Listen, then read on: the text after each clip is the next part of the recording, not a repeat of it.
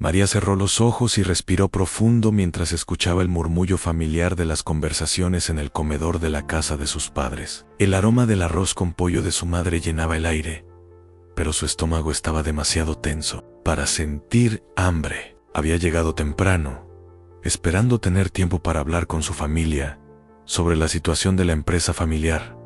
Antes de que todos se sentaran a comer, Ana María, ven acá, necesitamos hablar contigo, le gritó su hermano. Carlos, desde el comedor. Su voz tenía ese tono autoritario que siempre había usado desde que se consideraba el heredero natural del negocio familiar. Caminó lentamente hacia el comedor donde ya estaban sentados sus padres. Sus dos hermanos, Carlos y Roberto, y su cuñada Elena, todos la miraron con expresiones serias cuando se acercó a la mesa. Siéntate, María, dijo su padre, don Alberto, señalando la silla vacía. Tenemos que resolver esto de una vez por todas. María se sentó, sintiendo cómo sus manos comenzaban a temblar ligeramente. Sabía exactamente de qué querían hablar. Durante las últimas semanas, la tensión en la familia había aumentado considerablemente debido a los problemas financieros de la empresa constructora que su padre había construido durante 30 años. Papá,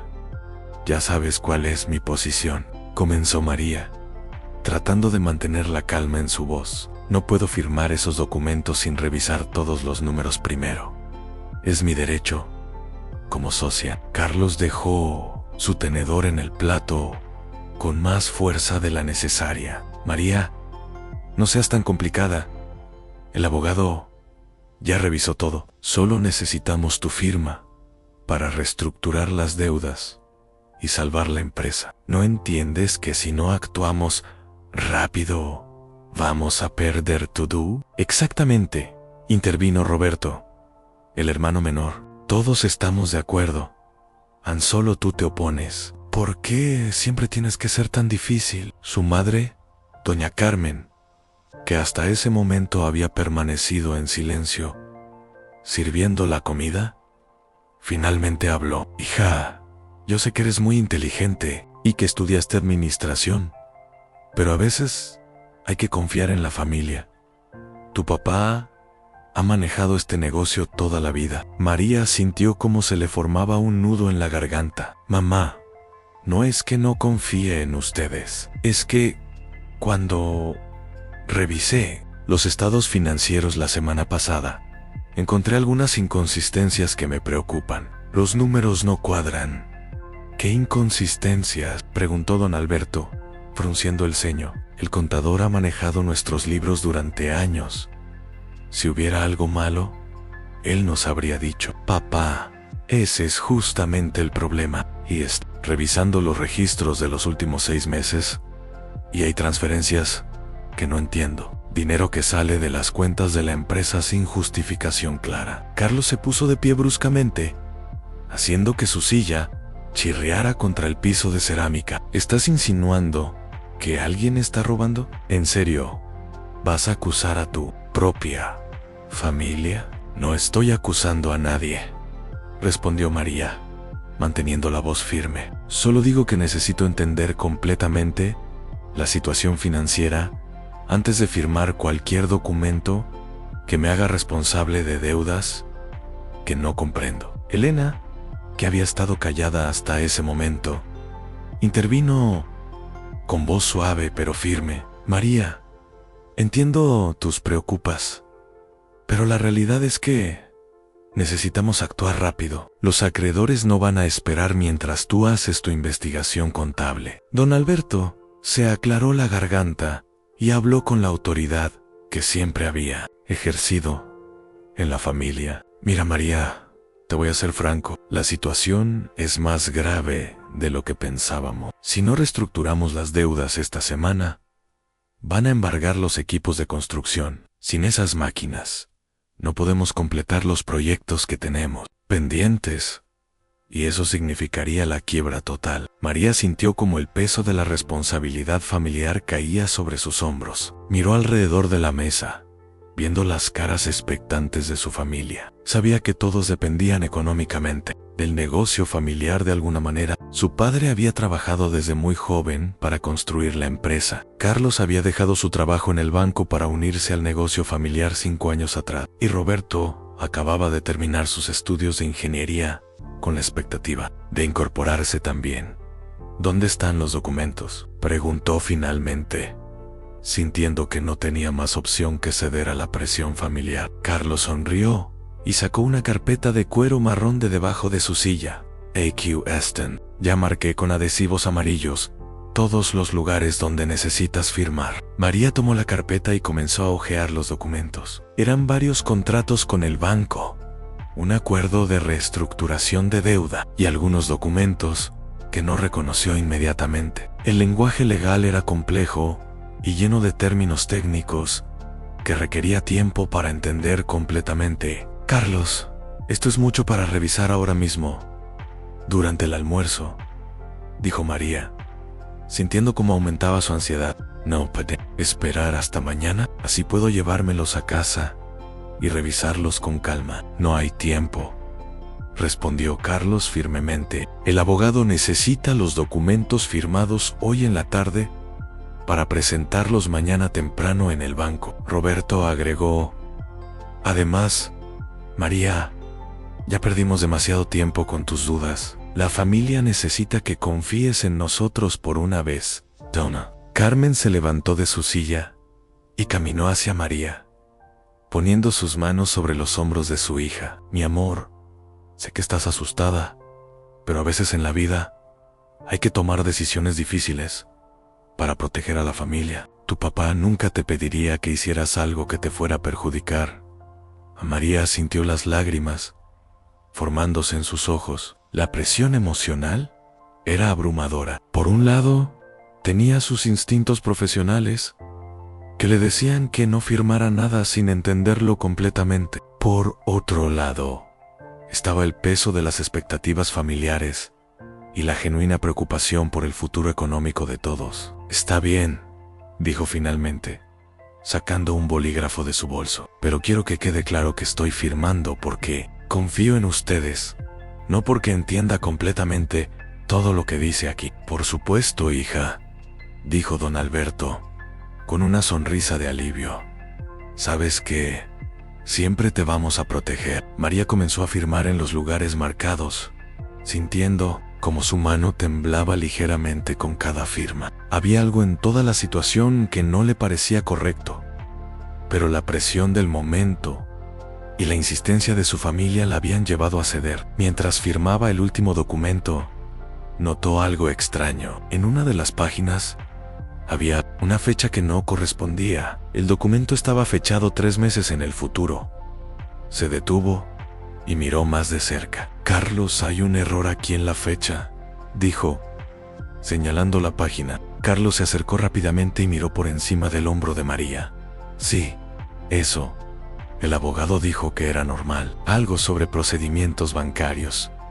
No te preocupes por eso, pero María ya había comenzado a revisar más cuidadosamente los otros documentos. En varios de ellos había fechas inconsistentes, algunas en el pasado y otras en el futuro. También notó que algunos de los nombres de las empresas mencionadas no le resultaban familiares. ¿Quién es Constructora Hernández, Sociedad Anónima?, preguntó, señalando uno de los contratos. Esa es una subsidiaria, respondió Carlos rápidamente, para efectos fiscales. Pero María ya había activado todos sus instintos profesionales. Algo definitivamente estaba mal. Los documentos no solo tenían inconsistencias en las fechas, sino que también había cláusulas que parecían transferir activos de la empresa familiar a otras entidades que ella no conocía. No puedo firmar esto, dijo de repente, cerrando la cap. Necesito que me expliquen exactamente qué significa cada uno de estos contratos. El ambiente en el comedor cambió instantáneamente. Carlos intercambió miradas rápidas con Roberto, y don Alberto se puso tenso en su silla. María, ¿ya firmaste la mayoría?, dijo Carlos con voz tensa. Solo faltan 2 firmas más. No importa cuántas haya firmado ya. No voy a firmar el resto hasta que entienda completamente que estoy firmando. Elena, Intervino nuevamente María. ¿No crees que estás siendo un poco paranoica? ¿Y es tu familia? ¿Realmente piensas que te van a engañar? Pero María ya estaba de pie, sosteniendo la carpeta contra su pecho. Voy a llevarme estos documentos para revisarlos en casa. Si realmente son legítimos y urgentes, podrán esperar hasta mañana. No puedes llevártelos, exclamó Carlos, tratando de quitarle la carpeta. El abogado los necesita hoy. Entonces, que el abogado venga a explicármelos personalmente, respondió María, alejándose de Carlos. O mejor aún, denme su número y yo lo llamo ahora mismo. Don Alberto se puso de pie lentamente. María, estás exagerando, somos tu familia. ¿Por qué no puedes simplemente confiar en nosotros? Porque confiar no significa ser ciega.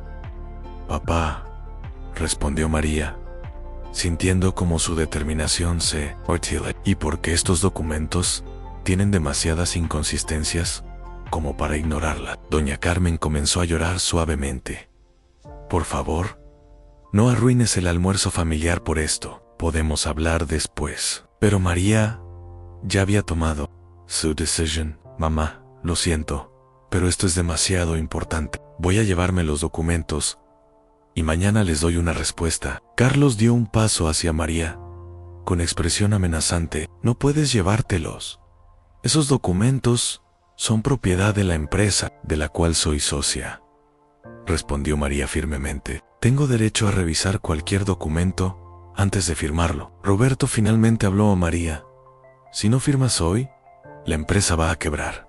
¿Realmente vas a ser responsable de destruir el trabajo de toda la vida de papá? La culpa que trataron de imponerle fue como una bofetada emocional, pero María se mantuvo firme. Si la empresa quiebra, porque yo no firmo documentos que no entiendo, entonces quizás el problema no soy yo. Tomó su bolso y se dirigió hacia la puerta, todavía sosteniendo la carpeta. Voy a revisar estos documentos con mi propio abogado. Si todo está en orden, firmo mañana. Si no, vamos a tener que buscar otra solución. María, regresa acá, gritó don Alberto, pero ella ya había salido de la casa. Durante el trayecto a su apartamento, María sintió una mezcla de ansiedad y determinación. Partiela se sentía culpable por haber arruinado el almuerzo familiar, pero otra parte se sentía orgullosa de haber confiado en sus instintos profesionales. Una vez en casa, se sirvió una taza de café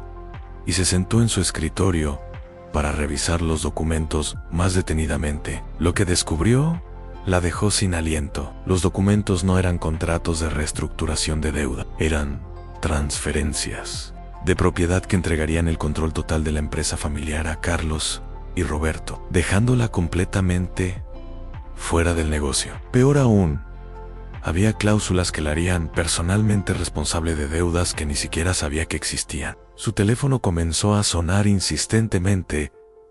Era Carlos. María, necesitas regresar ahora mismo, dijo sin preámbulos cuando ella contestó. El abogado dice que si no entregas los documentos firmados hoy, va a haber consecuencias legales. ¿Qué tipo de consecuencias legales?, preguntó María, sintiendo cómo se le aceleraba el corazón. Demandas, embargos, todo tipo de problemas. María, por favor, no compliques las cosas más de lo que ya están. Carlos, he estado revisando los documentos, dijo María, con voz temblorosa pero firme. Estos no son contratos de reestructuración de deuda, son transferencias de propiedad. Hubo un silencio largo del otro lado de la línea. No sé de qué hablas, dijo finalmente Carlos, pero María pudo detectar nerviosismo en su voz. Hablar exactamente de lo que hablo. Según estos documentos, yo estaría renunciando a mi participación en la empresa y además me haría responsable de deudas por casi 2 millones de pesos.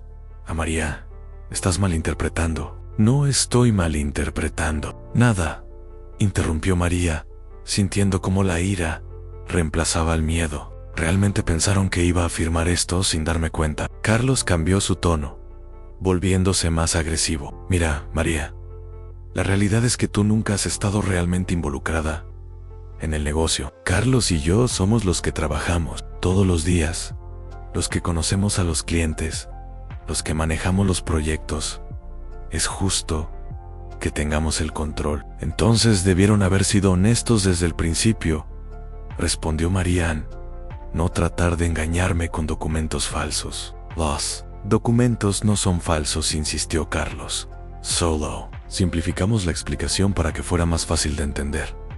¿Simplificaron? ¿En serio van a llamar así a mentir descaradamente? Colgó el teléfono y se quedó sentada en silencio, procesando lo que había descubierto. Su propia familia había tratado de estafarla, aprovechándose de la confianza familiar y la presión emocional para que firmara documentos que la dejarían arruinada. El teléfono volvió a sonar.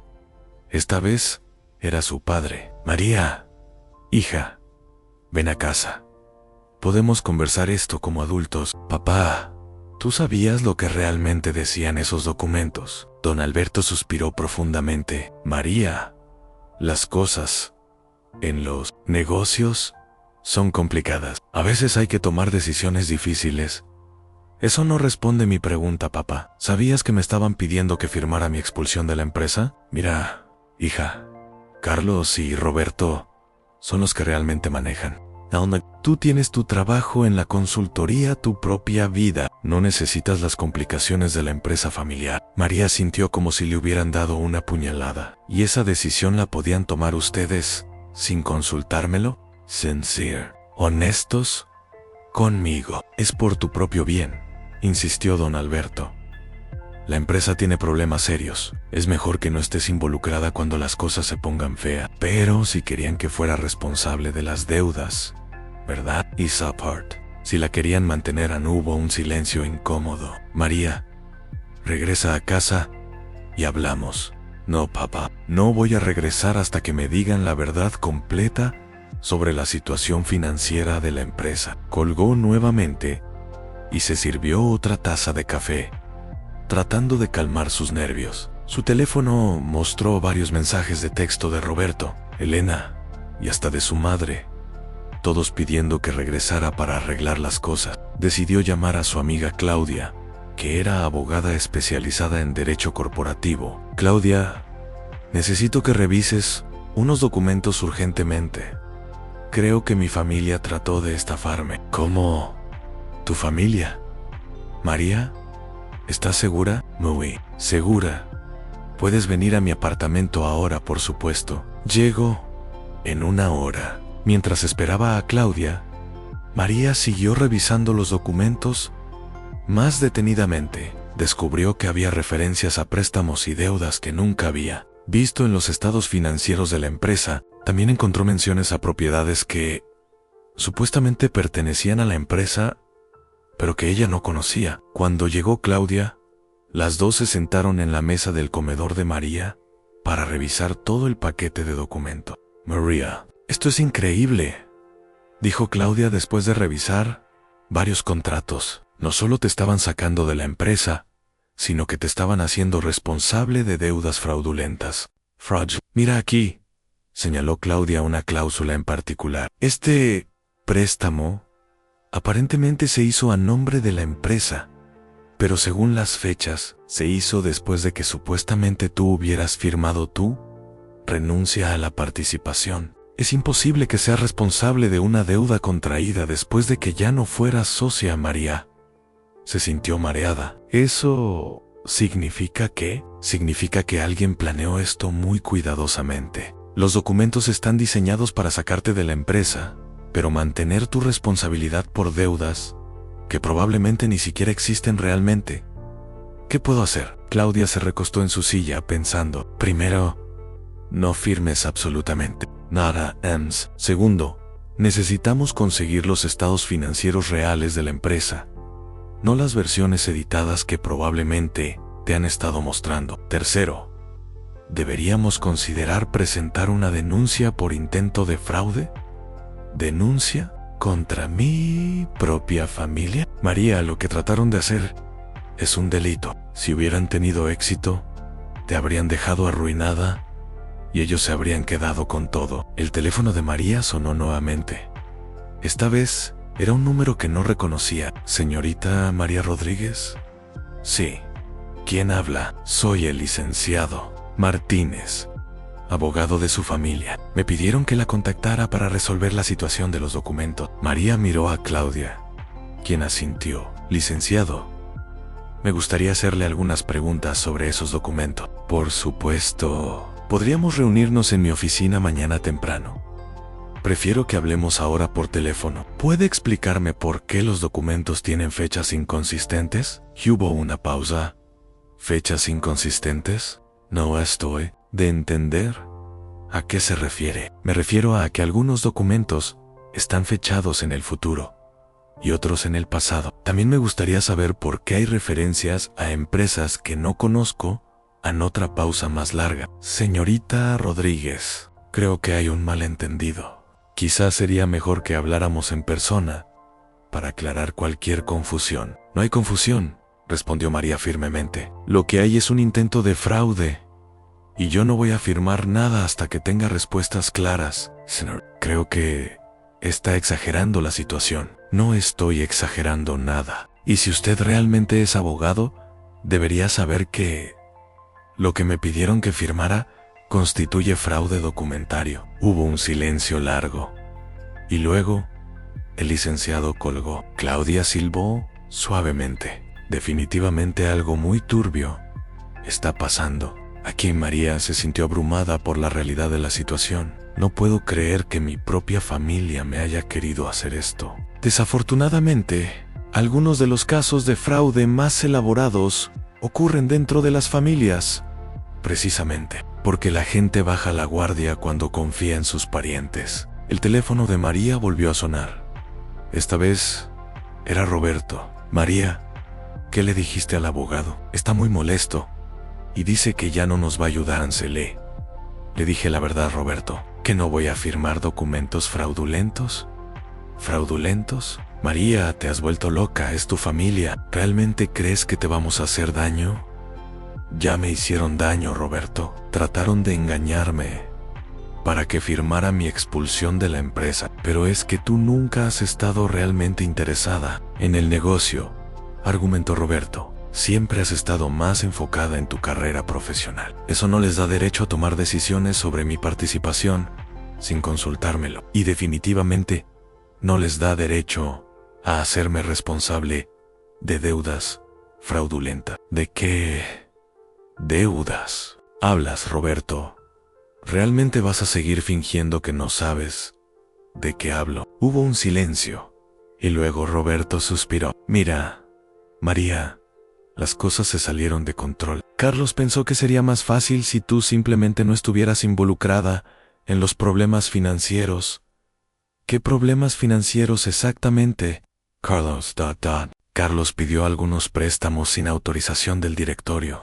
Usó las acciones de la empresa como garantía. María sintió como si el piso se hubiera abierto debajo de ella. ¿Cuánto dinero, Roberto? ¿Cómo 3 millones de pesos, 3 milones? ¿Y dónde está ese dinero? Carlos dice que lo invirtió en un proyecto que iba a ser muy rentable, pero no salió como esperaba. ¿Qué tipo de proyecto? Bienes raíces. Compró unos terrenos que supuestamente iban a ser rezonificados para construcción de condominios, pero la municipalidad negó la solicitud. María se dejó caer en su silla. La situación era aún peor de lo que había imaginado. Roberto, ¿te das cuenta de que si yo hubiera firmado esos documentos, habría sido responsable de esos 3 millones de pesos que Carlos perdió sin mi conocimiento? Carlos pensó que podría recuperar el dinero antes de que te dieras cuenta, pero no lo recuperó. Y ahora querían que yo pagara por su error. María, por favor, tienes que ayudarnos. Si la familia se entera de lo que hizo Carlos, va a ser un escándalo horrible. Roberto, la familia ya se va a enterar y Carlos va a tener que enfrentar las consecuencias de sus acciones. Colgó el teléfono y miró a Claudia. 3 millones de pesos, Claudia. Mi hermano perdió 3 millones de pesos en una inversión no autorizada y querían que yo fuera responsable. Esto es peor de lo que pensé, dijo Claudia. María, Definitivamente necesitas presentar una denuncia y también necesitas proteger tus propios activos por si tratan de ir tras ellos para cubrir las pérdidas de Carlos. Durante los siguientes días, María tuvo que enfrentar una avalancha de llamadas, mensajes y visitas de familiares tratando de convencerla de que no destruyera a la familia, presentando denuncias legales. Su madre llegó a su apartamento llorando, suplicándole que pensara en la reputación familiar. Sus tíos y primos la llamaron para decirle que estaba exagerando y que las familias debían resolver sus problemas internamente. Pero María se mantuvo firme. Con la ayuda de Claudia, presentó una denuncia por intento de fraude y solicitó una auditoría completa de la empresa familiar. La auditoría reveló que Carlos había estado manipulando los libros contables durante más de un año, ocultando préstamos no autorizados y transferencias sospechosas. También descubrieron que había creado varias empresas fantasma para mover dinero fuera de la empresa familiar, sin que el resto de los socios se diera cuenta. Durante la investigación, María descubrió algo que la dejó completamente sorprendida. Mientras revisaba los documentos bancarios de la empresa, encontró una serie de transferencias grandes a una cuenta que reconoció inmediatamente. Era la cuenta personal de Elena. Sukuk llamó a Claudia inmediatamente. Claudia, encontré algo más. Elena también está involucrada. ¿Cómo? Ha estado recibiendo transferencias regulares de la empresa durante los últimos 8 meses. Candidates grants, como si fuera un salario ejecutivo. Pero ella nunca ha trabajado oficialmente para la empresa. ¿Cuánto dinero? María revisó sus notas. Aproximadamente 150,000 pesos en total. María, esto significa que el fraude es aún más extenso de lo que pensábamos. No solo es Carlo, Elena también está involucrada. Y probablemente Roberto también sabe más de lo que admitió. Esa noche, María decidió confrontar directamente a Carlos. Lo citó en un café cerca de su oficina, diciendo que quería hablar sobre una posible solución para los problemas familiares. Carlos llegó con expresión esperanzada, pensando que su hermana finalmente había decidido cooperar. María, me alegra que hayas decidido ser razonable, dijo al sentarse. Podemos resolver todo esto sin involucrar a abogados ni causar problemas innecesarios. Carlos, necesito que me digas la verdad sobre todo lo que ha pasado, respondió María, manteniendo un tono neutral. No más mentiras, no más versiones editadas a la verdad completa. Carlos se removió incómodamente en su silla. ¿Qué quieres saber exactamente? Quiero saber sobre los 3 millones que perdiste, sobre las empresas fantasma que creaste y sobre el dinero que le has estado dando a Elena. La expresión de Carlos cambió instantáneamente. ¿De qué hablas? No sé. ¿De qué empresas fantasma? ¿Hablas, San Carlos? Ya tengo toda la documentación. La auditoría reveló todo. Lo que quiero saber ahora es por qué. ¿Por qué decidiste robar de la empresa familiar? Carlos miró a su alrededor nerviosamente, como si buscara una salida.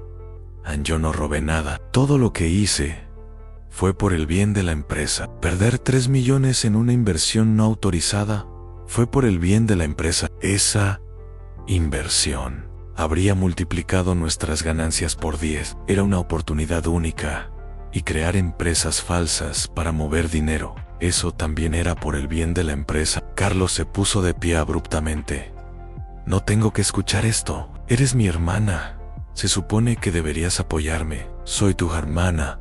Pero eso no me convierte en cómplice de fraude. No es fraude. Es mi empresa tanto como tuya. Carlos, siéntate. Aún no hemos terminado de hablar. Él se sentó reluctantemente, cruzando los brazos sobre su pecho. Necesito que me expliques sobre Elena. ¿Por qué le has estado transfiriendo dinero de la empresa?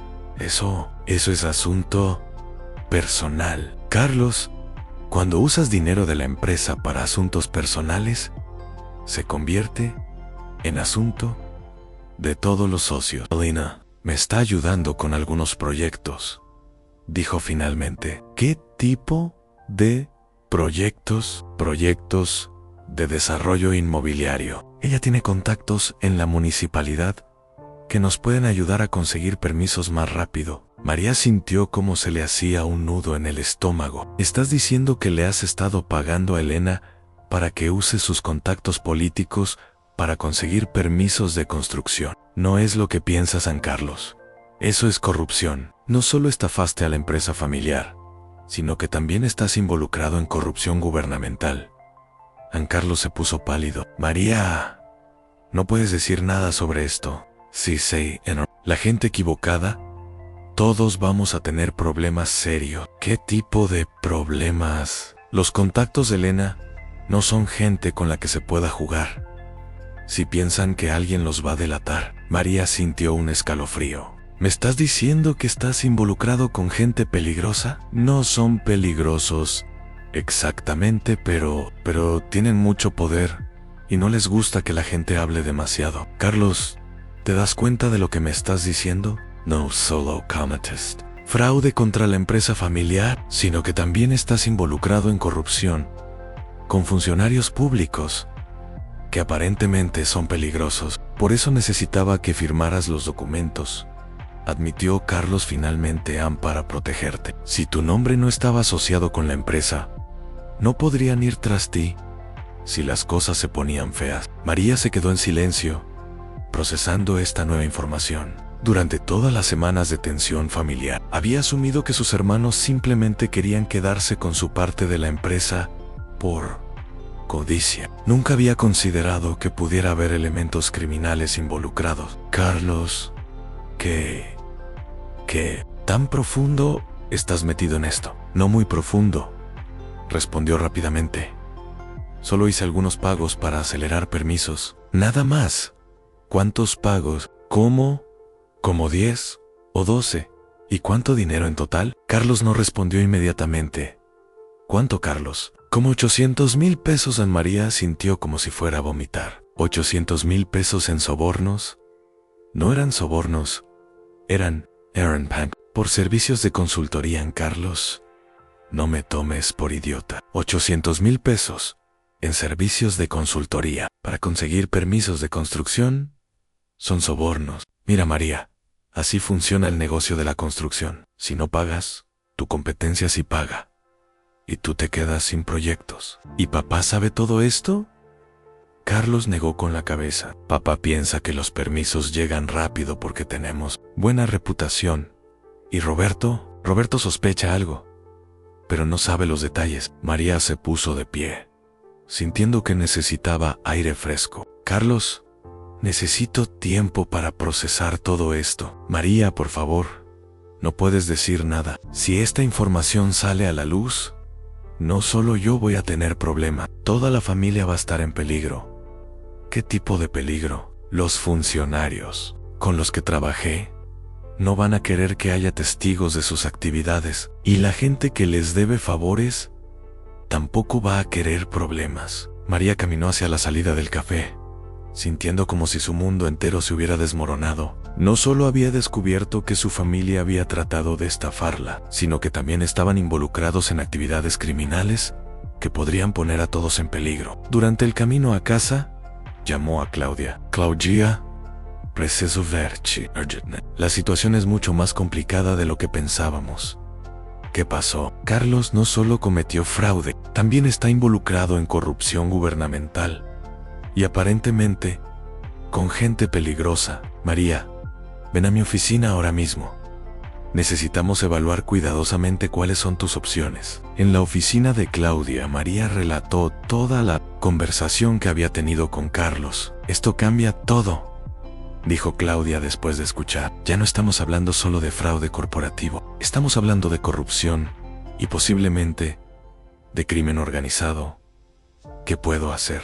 Tienes varias opciones, pero todas tienen riesgos. Puedes seguir adelante con la denuncia por fraude, pero eso podría exponer las actividades de corrupción y poner a tu familia en peligro. O puedes tratar de resolver todo internamente, pero eso significaría que Carlos nunca enfrentaría consecuencias por sus acciones. ¿Y si simplemente me alejo de todo? Si renuncio a mi participación en la empresa y me olvido de todo lo que Discovery. Podrías hacer eso, pero ten en cuenta que Carlos podría seguir cometiendo los mismos delitos y eventualmente todo podría salir a la luz de todas formas. Además, si las autoridades descubren la corrupción por otros medios, podrían investigar a todos los miembros de la familia, incluyéndote a ti. María se sintió atrapada. Cualquier decisión que tomara tendría consecuencias graves. ¿Qué me recomiendas? Honestamente, creo que deberías hablar con un abogado especializado en derecho penal, no solo corporativo. Esta situación está más allá de mi área de experiencia. Esa noche, María no pudo dormir. Cada vez que cerraba los ojos, imaginaba diferentes escenarios, todos ellos desastrosos. Si denunciaba a Carlos, podría poner a toda su familia en peligro. Si no hacía nada, podría convertirse en cómplice de actividades criminales. A las 3 de la mañana, su teléfono sonó. Era un número desconocido. ¿Señorita Rodríguez? Juan, habla. Un amigo. ¿Necesitamos hablar, un amigo? No conozco su voz. Digamos que soy un amigo de un amigo. Su hermano Carlos nos ha causado algunos problemas. María sintió cómo se le helaba la sangre. No sé de qué me está hablando, Creo. Y creo que sabe que sería muy malo para todos si cierta información llegara a oídos equivocados. ¿Me está amenazando? Para nada. Solo estoy sugiriendo que algunas conversaciones es mejor tenerlas en privado, entre amigos, en lugar de lugares públicos donde mucha gente puede escuchar. ¿Qué quiere de mí? Queremos asegurarnos de que usted entiende que los problemas de su hermano son problemas familiares, no problemas que necesiten involucrar a otras personas. Y si no, estoy de acuerdo. Esperemos que esté de acuerdo. Sería muy triste si algo le pasara a una señorita tan inteligente como usted. La línea se cortó. María se quedó sentada en su cama, temblando. La amenaza había sido sutil, pero clara. Si seguía adelante con las denuncias, podría estar en peligro físico. Llamó a Claudia inmediatamente. A pesar de la hora, Claudia, me amenazaron por teléfono. ¿Cómo? ¿Quién? No sé. Alguien que dice ser amigo de Carlos. Me dijeron que sería malo si cierta información llegara a oídos equivocados. María, esto es muy serio. Tienes que llamar a la policía. Why? These are Jules. Jules. Que alguien me llamó para sugerirme que no hable sobre actividades criminales en las que está involucrada mi familia. Exactamente eso. María, ya no puedes manejar esto sola. Necesitas protección. Pero si llamo a la policía, van a querer saber sobre qué información me amenazaron que no revelara. ¿Y eso va a exponer todo el asunto de la corrupción? María, ¿te das cuenta de que ya estás en peligro? La gente que amenaza por teléfono, en la madrugada, no está jugando. María pasó el resto de la noche despierta, tratando de decidir qué hacer. Por la mañana, decidió llamar a su padre. Papá, necesitamos hablar urgentemente, pero no en la casa, en algún lugar neutral. ¿Qué pasa, hija? ¿Estás bien? No, papá, no estoy bien. Y creo que tú tampoco vas a estarlo cuando sepas lo que tengo que decirte. Se encontraron en un parque cerca del centro de la ciudad. Don Alberto llegó con expresión preocupada. María, ¿qué es tan urgente que no podíamos hablar en casa? Papá, necesito que me digas exactamente qué sabes sobre las actividades de Carlos en la empresa. Ya te dije que Carlos maneja los aspectos operativos. Papá, me amenazaron anoche por teléfono. Gente que aparentemente conoce a Carlos y no quiere que yo hable sobre sus actividades. La expresión de don Alberto cambió completamente. ¿Te amenazaron? ¿Quién? No sé quién, pero sé por qué. Carlos no solo perdió 3 millones de pesos en inversiones no autorizadas, también pagó 800,000 pesos en sobornos a funcionarios públicos para conseguir permisos de construcción. Don Alberto se sentó pesadamente en una banca del parque. No puede ser. Papá, ¿realmente no sabías nada de esto? María, yo sabía que Carlos tenía buenos contactos en la municipalidad, pero pensé que era porque había cultivado buenas relaciones profesionales. ¿Nunca te preguntaste cómo conseguía permisos tan rápido cuando otras empresas esperan meses? Don Alberto se cubrió la cara con las manos. Dios mío, ¿qué hemos hecho? Papá, necesito saber si tú has estado involucrado en algo de esto. No, María, yo nunca he pagado un soborno en mi vida. Construí esta empresa con trabajo honesto. ¿Y qué sabía sobre las pérdidas financieras? Sabía que habíamos tenido algunos problemas de flujo de caja. Pero Carlos me dijo que era temporal, que tenía algunas inversiones que iban a generar ganancias grandes. ¿Sabías que había creado empresas falsas para mover dinero? ¿Empresas falsas? Dicho, hablar. María se dio cuenta de que su padre realmente no sabía la extensión de las actividades de Carlos. Papá, la situación es mucho peor de lo que cualquiera de nosotros imaginaba, y ahora estamos todos en peligro, porque la gente con la que Carlos ha estado haciendo negocios no quiere que su información se haga pública. ¿Qué vamos a hacer? No lo sé, papá, pero necesito que me ayudes a entender exactamente quién más en la familia sabe qué. ¿Qué quieres decir? Roberto sabe sobre los sobornos. Don Alberto pensó por un momento. Roberto ha estado manejando algunas de las relaciones con contratistas. Es posible que haya visto cosas. ¿Y Elena? Elena es la que tiene los contactos en la municipalidad. María sintió como se le caía el estómago. Papá, ¿diciendo que Elena es la conexión con los funcionarios corruptos? No sé si son corruptos, respondió don Alberto débilmente. Pensé que solo eran contactos útiles. Papá, cuando pagas 800,000 pesos por contactos útiles, esos contactos son corruptos. Don Alberto se puso de pie y comenzó a caminar nerviosamente en María. ¿Qué vamos a hacer? Si esto sale a la luz, va a destruir todo lo que he construido durante 30 años. Papá, ya no se trata de proteger la empresa, se trata de proteger a la familia de las consecuencias de las acciones de Carlos. ¿Crees que realmente estamos en peligro? Papá, me llamaron a las 3 de la mañana para amenazarme. Sí, creo que estamos en peligro. Don Alberto se sentó nuevamente, viéndose súbitamente mucho mayor que sus 60 años. ¿Qué me sugieres que hagamos? Creo que necesitamos hablar con todos juntos. Carlos, Roberto, Elena, tú y yo. Y necesitamos poner todas las cartas sobre la mesa. Y después decidimos si vamos a tratar de resolver esto internamente o si vamos a buscar ayuda externa. Ayuda externa significa policía. Podría ser. O podría significar buscar abogados especializados que nos ayuden a encontrar una solución que proteja a la familia, pero que también maneje las consecuencias legales. Esa tarde, María organizó una reunión familiar en su apartamento. Cuando llegaron todos, la tensión era palpable. Gracias por venir, comenzó María. Creo que todos sabemos por qué estamos aquí. Carlos evitó hacer contacto visual con ella. Roberto parecía nervioso y Elena mantenía una expresión cuidadosamente neutral. He descubierto algunas cosas sobre las actividades de la empresa que creo que todos necesitamos discutir abiertamente. María, interrumpió Carlos. No creo que sea necesario. Carlos, anoche me amenazaron por teléfono. Así que sí, creo que es muy necesario. Elena se puso pálida. ¿Te amenazaron? Sí, alguien que dice conocerte.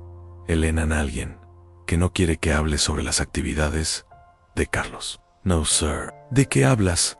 Respondió Elena rápidamente. Elena, sé sobre los 800,000 pesos en sobornos. Sé sobre tus contactos en la municipalidad. Y sé que has estado recibiendo dinero de la empresa por esos contactos. Elena miró a Carlos con expresión tipo. También sé, continuó María, sobre los 3 millones que Carlos perdió en inversiones no autorizadas y sobre las empresas fantasma que creó para ocultar el movimiento de dinero. Roberto finalmente habló a María.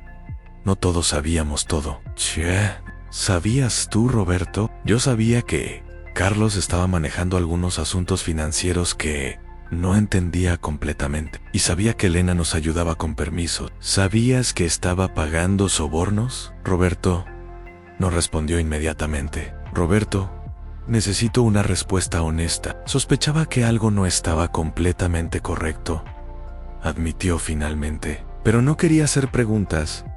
¿Y tú, papá? Don Alberto había estado silencioso durante toda la conversación. Yo no sabía nada sobre sobornos o inversiones no autorizadas, pero admito que debería haber hecho más preguntas.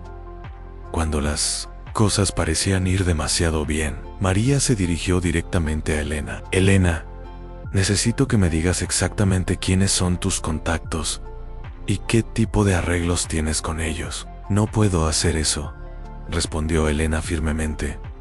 ¿Por qué no? Porque sería peligroso para todos nosotros. Elena, ya es peligroso para todos nosotros. Me amenazaron anoche. La situación ya no se puede ocultar. Carlos finalmente habló. María, si Elena revela nombres, la gente involucrada va a asumir que estamos cooperando con autoridades. ¿Y qué sugieren que hagamos?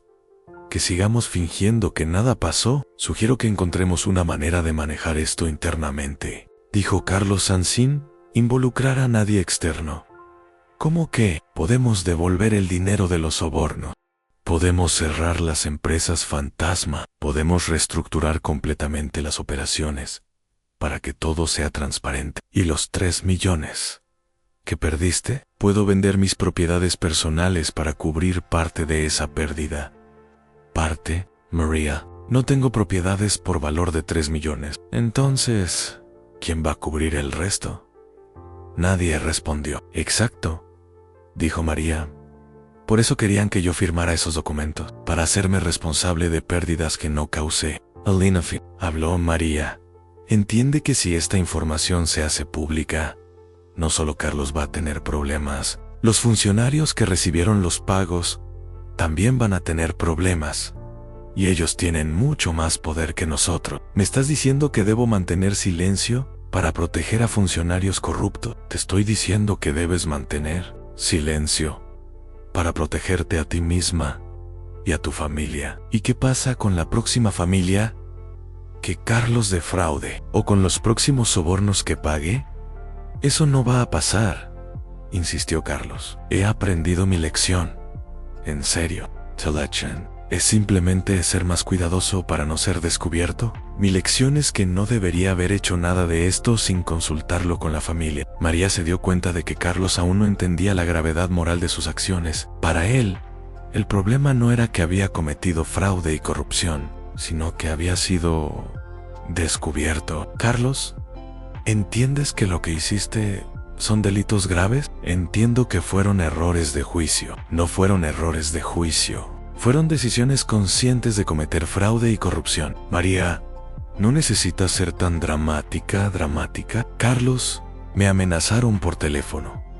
¿Eso te parece dramático? La reunión continuó durante varias horas, pero no llegaron a ninguna resolución. Carlos y Elena insistían en que todo se podía manejar internamente, mientras que María argumentaba que la situación requería ayuda legal externa. Al final, todos se fueron sin haber tomado una decisión clara sobre cómo proceder. María recibió otra llamada del número desconocido. Señorita Rodríguez, esperaba que hubiera tenido una conversación productiva con su familia. ¿Cómo sabe que tuve una reunión familiar? Sabemos muchas cosas. La pregunta es si usted ha tomado la decisión correcta. ¿Cuál sería la decisión correcta? La decisión correcta sería olvidar todo lo que ha descubierto y permitir que las cosas vuelvan a la normalidad. Y si no puedo hacer eso, esperamos que pueda. Sería muy triste si tuviera que enfrentar las mismas dificultades que otras personas que no pudieron tomar la decisión correcta. ¿Qué le pasó a esas otras personas? Tuvieron accidentes desafortunados en la línea. Se cortó nuevamente. María se dio cuenta de que ya no podía manejar la situación sola. Necesitaba ayuda profesional, sin importar las consecuencias para su familia. A la mañana siguiente, llamó a Claudia y le pidió que la conectara con un abogado especializado en derecho penal, que también tuviera experiencia con protección de testigos a María. ¿Estás segura de que quieres dar este paso, Claudia? Me amenazaron nuevamente anoche. Ya no se trata de proteger a mi familia, se trata de protegerme a mí misma. Está bien, conozco a alguien que podría ayudarte, pero ten en cuenta que una vez que involucres a este tipo de abogado, no hay vuelta atrás. Lo entiendo. Esa tarde, María se reunió con el abogado penalista, el licenciado Hernández. Después de escuchar toda la historia, él fue muy directo con ella. Señorita Rodríguez, usted está en una situación muy peligrosa. Las amenazas que ha recibido sugieren que está dealing con gente seria, que no va a dudar en hacerle daño si perciben que es una amenaza. ¿Qué me recomienda? Tiene dos opciones. Puede desaparecer completamente de la situación, mudarse a otra ciudad, cambiar su identidad profesional y nunca más tener contacto con su familia, o puede cooperar con las autoridades para desmantelar toda la red de corrupción. No hay una tercera opción donde puedo protegerme sin destruir a mi familia. Su familia ya se destruyó a sí misma con sus acciones. Usted no es responsable de las consecuencias de las decisiones que ellos tomaron. ¿Qué pasaría si decido cooperar con las autoridades? Tendría que proporcionar toda la documentación que ha recopilado. Tendría que testificar sobre las actividades de su hermano. Y probablemente tendría que entrar en un programa de protección de testigos hasta que se resuelvan todos los casos. ¿Y qué pasaría con mi familia? Su hermano Carlos probablemente enfrentaría cargos por fraude y corrupción. Su cuñada Elena podría enfrentar cargos como intermediaria en actividades de corrupción. Los funcionarios públicos involucrados serían investigados y probablemente procesados. ¿Y mi padre y Roberto? Eso dependería de cuánto supieran realmente y cuánto estuvieran involucrados. Si realmente no sabían sobre las actividades ilegales, podrían no enfrentar cargos criminales, aunque la empresa familiar probablemente sería disuelta. María se sintió abrumada por la magnitud de las decisiones que tenía que tomar. ¿Cuánto tiempo tengo para decidir? No mucho. Las amenazas que ha recibido sugieren que la ventana de oportunidad para actuar se está cerrando. Esa noche, María tomó una decisión que cambiaría su vida para siempre. Llamó al licenciado Hernández y le dijo que estaba lista para cooperar con las autoridades. Señorita Rodríguez, una vez que comencemos este proceso, no podrá cambiar de opinión. ¿Está completamente segura? Sí, estoy segura. A la mañana siguiente, María se presentó en la oficina del fiscal especializado en corrupción, acompañada por el licenciado Hernández. Durante las siguientes 8 horas, proporcionó una declaración detallada sobre todas las actividades que había descubierto. El fiscal, un hombre serio de mediana edad llamado licenciado Torres, revisó cuidadosamente toda la documentación que María había traído. Señorita Rodríguez, esto es exactamente el tipo de evidencia que hemos estado buscando para desmantelar esta red de corrupción. Los funcionarios que su cuñada menciona han estado bajo investigación durante meses. ¿Qué va a pasar ahora? Vamos a necesitar que use un micrófono oculto para grabar conversaciones con los miembros de su familia. Necesitamos evidencia de audio para corroborar su testimonio. ¿Es peligroso? Sí, es peligroso, pero tendremos agentes cerca para protegerla. Durante los siguientes días, María se reunió con varios miembros de su familia mientras llevaba un micrófono oculto. Las conversaciones fueron desgarradoras, especialmente cuando su padre admitió que sabía más de lo que había revelado. María sabía que Carlos estaba haciendo cosas que no estaban completamente correctas, pero tenía tanto miedo de perder la empresa que prefería no hacer preguntas. Sabía sobre los sobornos, papá. Sospechaba algo cuando Elena comenzó a aparecer con información muy específica sobre procesos de permisos que normalmente son confidenciales.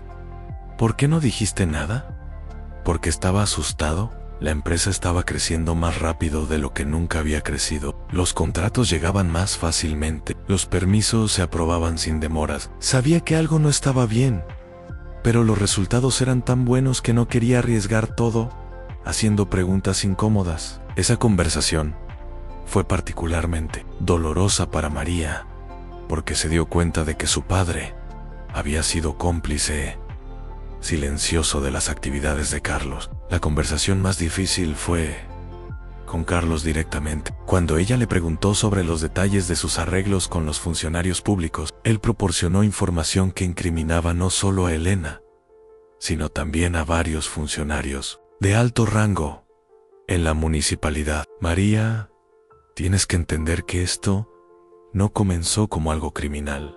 Al principio, Elena solo tenía contactos que nos daban información sobre cuándo era el mejor momento para aplicar para permisos.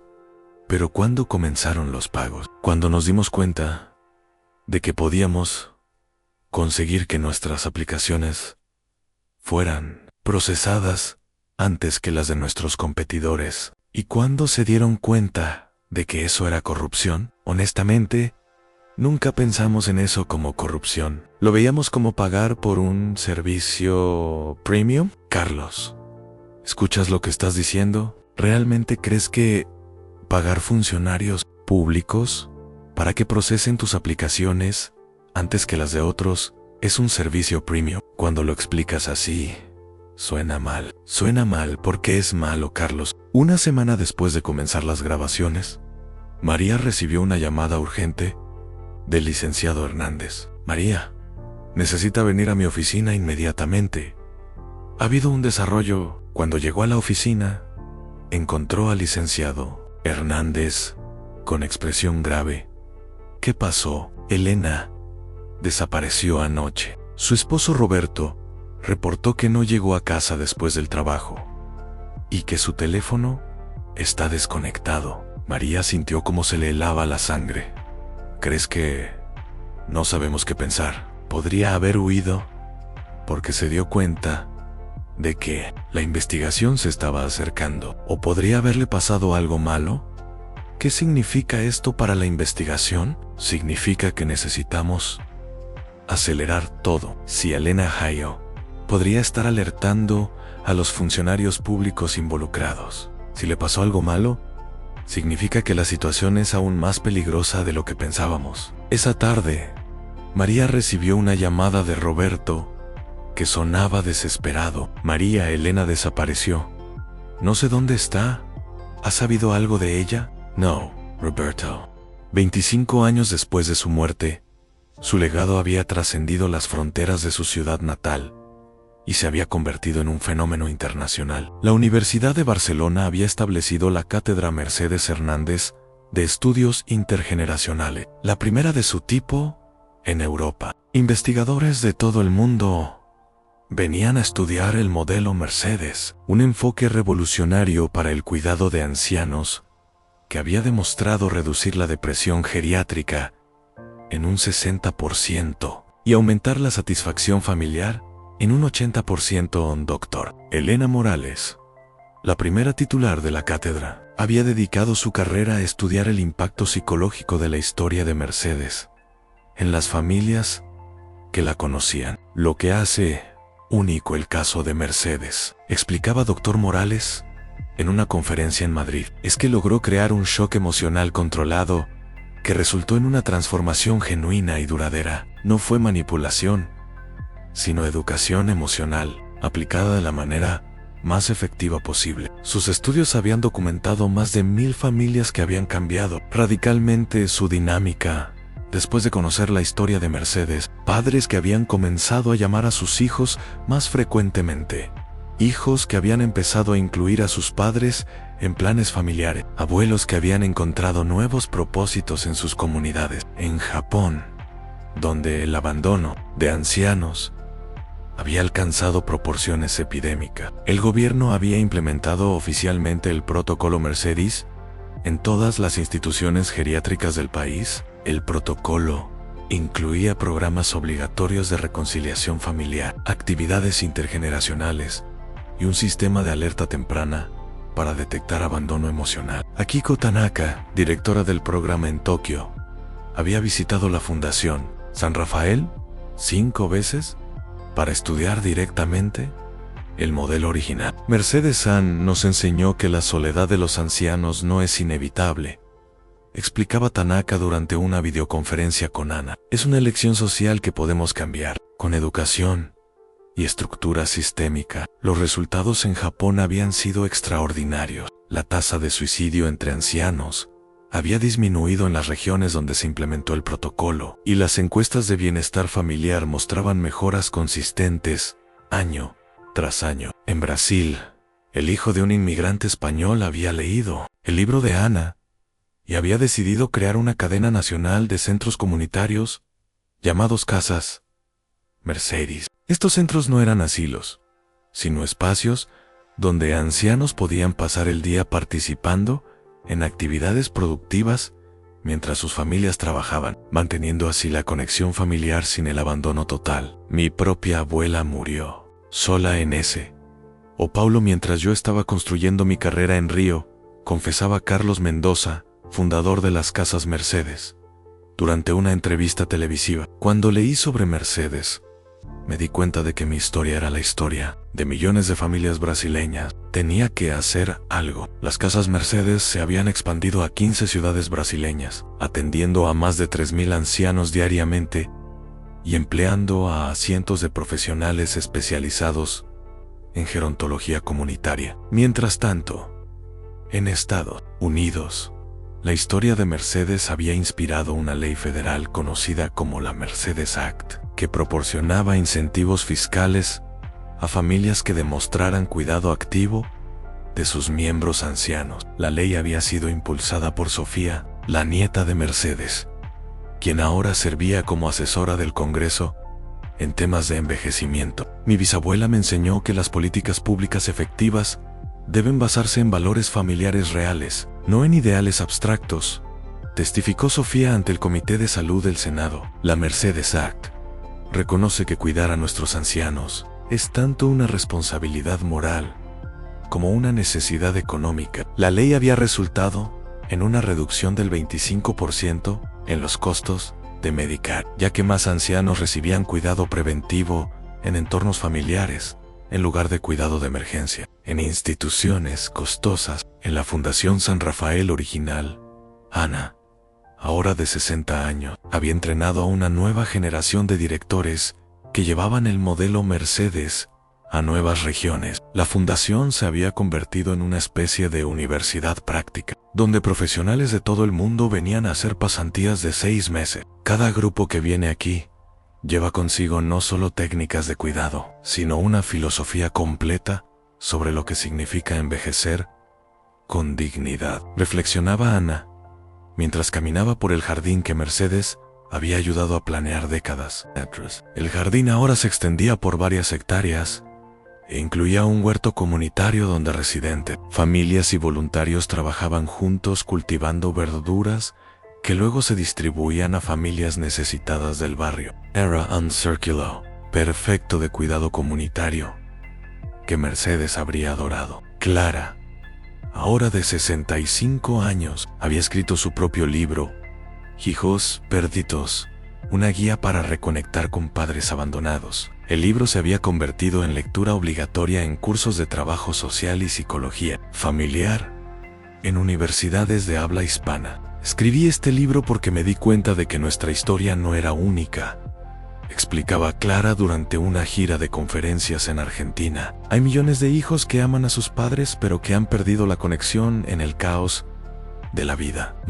Mi madre me enseñó que nunca es demasiado tarde para cambiar, pero que tampoco debemos esperar hasta que sea casi demasiado tarde. El libro incluía ejercicios prácticos para reconectar con padres ancianos, estrategias para incluir a múltiples generaciones en actividades familiares y consejos para detectar y abordar el aislamiento geriátrico antes de que se volviera Roberto, por su parte, había expandido su aplicación original hasta convertirla en una plataforma Global llamada Family Bridge, que conectaba a más de 2 millones de familias en 30 países. La aplicación había evolucionado hasta incluir recordatorios inteligentes para fechas importantes, coordinación de cuidados médicos, videollamadas familiares programadas y un sistema de alertas cuando un miembro mayor de la familia no había tenido contacto en un periodo preestablecido. La tecnología puede ser parte del problema del aislamiento, pero también puede ser parte de la solución explicaba Roberto durante una presentación en Silicon Valley. Family Bridge no reemplaza la conexión humana, sino que la facilita. La aplicación había sido instrumental en detectar emergencias médicas cuando ancianos no respondían a sus check-ins diarios. Había facilitado reuniones familiares virtuales durante la pandemia global de 2020 y había ayudado a coordinar cuidados complejos para ancianos con múltiples condiciones médicas. Los nietos de Mercedes, ahora todos adultos profesionales, habían fundado juntos la Fundación Legado Mercedes, que proporcionaba becas a jóvenes de familias de bajos recursos que querían estudiar gerontología, trabajo social o campos relacionados con el cuidado de ancianos. Abuela siempre dijo que la educación era la clave para romper ciclos negativos, explicaba Mateo, el nieto menor, ahora doctor especializado en medicina geriátrica. Queremos asegurar que las próximas generaciones de profesionales entiendan que cuidar ancianos no es solo una carrera,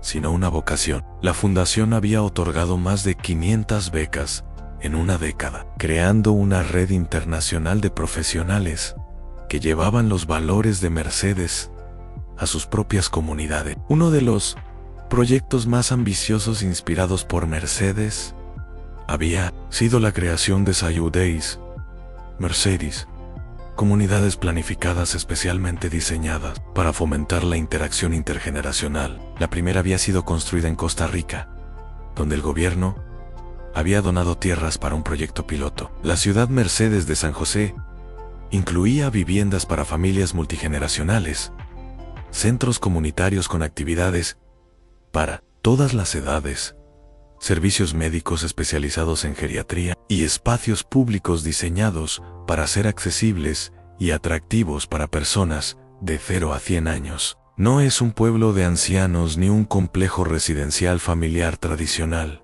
explicaba el arquitecto principal, David Chun, cuya propia abuela había vivido sus últimos años en la Fundación San Rafael original. Es una comunidad donde ser abuelo es tan valorado como ser padre, donde los niños crecen entendiendo que envejecer es parte natural de la vida, no algo que se esconde. Los resultados de la ciudad Mercedes piloto habían sido tan exitosos que gobiernos de 6 países habían solicitado consultoría para crear sus propias versiones. En el ámbito académico, la teoría Mercedes se había convertido en un campo de estudio legítimo en psicología familiar. La teoría postulaba que las crisis familiares controladas, cuando se diseñan éticamente y se implementan con amor genuino, podían ser más efectivas que años de terapia tradicional para cambiar dinámicas familiares disfuncionales.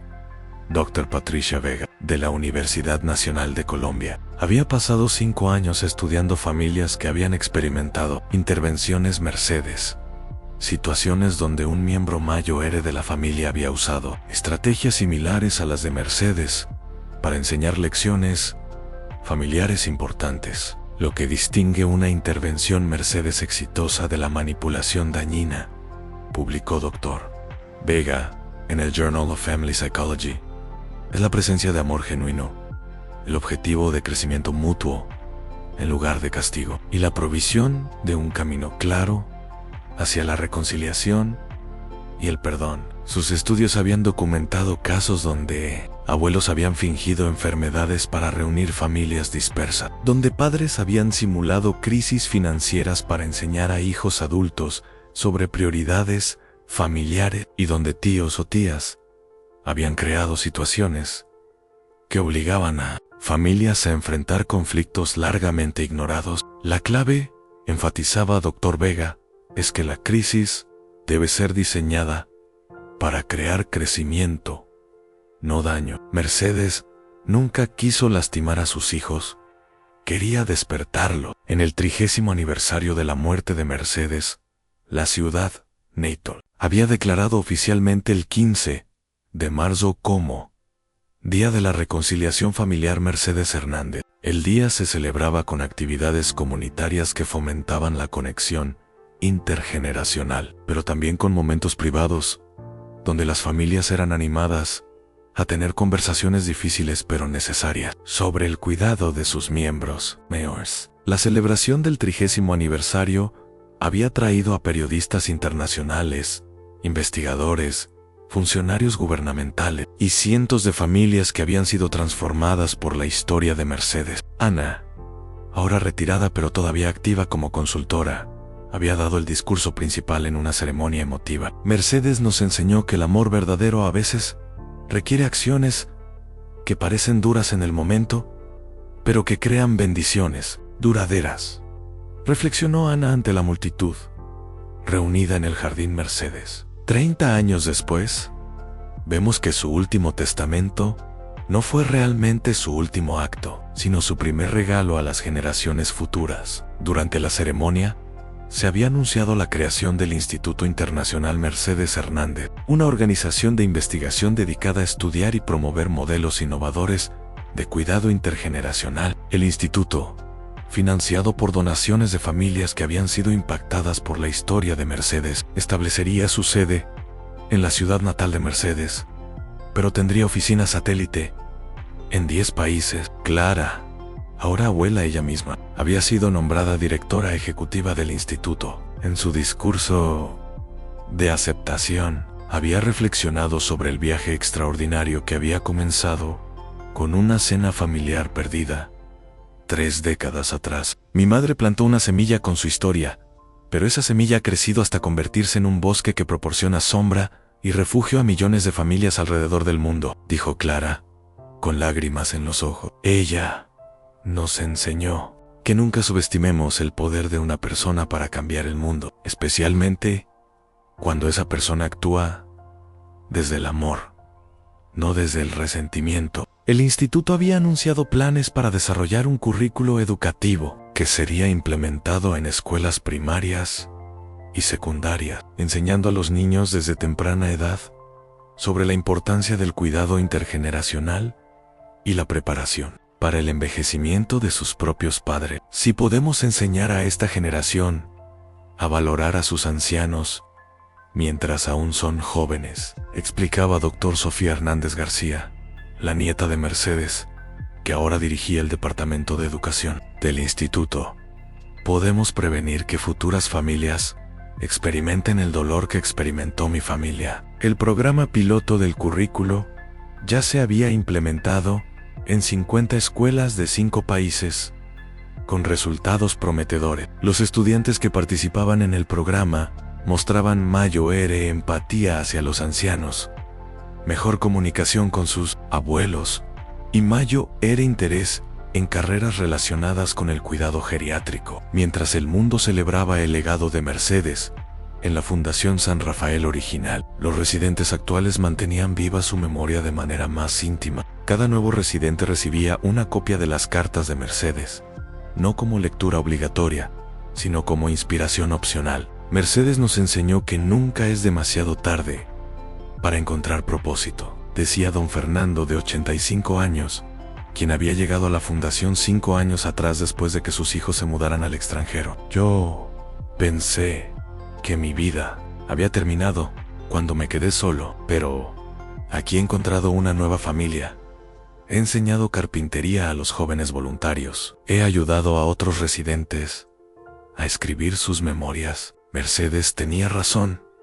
El final de una etapa puede ser el comienzo de otra. La habitación de Mercedes en la fundación había sido convertida en un pequeño museo, pero no un museo triste de muerte, sino una celebración de transformación. Las paredes mostraban fotos de las familias que habían sido reunidas por su historia, cartas de agradecimiento de todo el mundo, y artwork, creado por niños que habían aprendido sobre ella en las escuelas. En el centro de la habitación había un libro de visitas, donde la gente escribía reflexiones sobre lo que Mercedes les había enseñado. Las entradas venían en docenas de idiomas, desde español y inglés hasta japonés y árabe. Testimonios de cómo una mujer mayo, de una pequeña ciudad, había tocado vidas en continentes lejanos. Mercedes me enseñó que nunca debo asumir que tendré tiempo mañana para decir, te amo hoy, había escrito un visitante de Alemania cuya propia madre había muerto mientras él posponía visitarla. Gracias a Mercedes, Lamy y mi papá, después de 5 años de no hablar, ahora almorzamos juntos todos los domingos. Había escrito una mujer joven de México. Mi abuela me crió, pero cuando se enfermó, la puse en un hogar y la visité muy poco. La historia de Mercedes me hizo darme cuenta de mi error. Ahora mi abuela vive conmigo y mis hijos están aprendiendo de su sabiduría. Había escrito un padre de familia de Filipina. Las historias continuaban, página tras página, cada una un testimonio del poder duradero, de la decisión de Mercedes de convertir su dolor en enseñanza, su abandono en inspiración. En la última página del libro de visitas, alguien había escrito, en letra cuidadosa, a Mercedes: nunca te conocí en vida, pero eres la abuela que todos deseamos haber tenido. Gracias por enseñarnos que el amor verdadero a veces duele, pero que ese dolor puede crear belleza que dura generaciones. Esa noche, mientras la celebración del 30º aniversario llegaba a su fin, la familia de Mercedes se reunió una vez más en la casa que ahora pertenecía a Clara, pero que seguía siendo el corazón emocional de la familia. Los nietos, ahora padres, ellos mismos habían traído a sus propios hijos, los bisnietos que Mercedes nunca conoció en vida, pero cuyas vidas habían sido moldeadas profundamente por su legado. Abuela Bits, como los más pequeños habían aprendido a llamar a Mercedes, era una presencia constante en sus vidas a través de las historias, las tradiciones familiares y los valores que se habían transmitido de generación en generación. ¿Por qué abuela Bits hizo lo que hizo?, preguntó Lucía, de 8 años, la bisnieta menor. Clara se arrodilló junto a la niña para estar a su altura, porque nos amaba tanto que estaba dispuesta a hacer algo muy difícil para enseñarnos a ser mejores personas. A veces, el amor significa tomar decisiones que duelen en el momento, pero que ayudan a largo plazo. ¿Como cuando mamá no me deja comer dulces antes de la cena?, preguntó Lucía. Clara rió, sorprendida por la sabiduría simple de la niña. Exactamente como eso, mi amor. Pero mucho más importante, esa conversación simple encapsuló perfectamente el legado de Mercedes. Había tomado el amor más profundo que sentía por su familia y lo había canalizado, no en permisividad o amargura, sino en una lección que seguía enseñando décadas después de su muerte. Mientras la familia se preparaba para irse esa noche, cada uno llevando consigo no solo recuerdos de la celebración, sino un compromiso renovado de mantener vivos los valores de Mercedes, quedó claro que su historia había alcanzado algo extraordinario: la inmortalidad, no a través de la fama, sino a través del impacto transformador en vidas reales. Mercedes Hernández había muerto hace 30 años, pero su influencia seguía creciendo, su sabiduría seguía transformando familia, y su amor seguía sanando las heridas del abandono intergeneracional en todo el mundo. Su último testamento había resultado ser no un documento legal, sino un movimiento global que había redefinido lo que significaba envejecer con dignidad, amar con propósito y crear un legado que trasciende la muerte misma. Y en algún lugar, en el espacio entre la memoria y la esperanza, Mercedes sonreía, sabiendo que su decisión de convertir el dolor en enseñanza había creado ondas de amor que seguirían expandiéndose mucho después de que todos los que la conocieron en vida hubieran partido también. Su historia había comenzado con una cena familiar perdida y había evolucionado hasta convertirse en la fundación de un nuevo entendimiento sobre la familia, el envejecimiento y el poder transformador del amor incondicional, expresado a través de la sabiduría valiente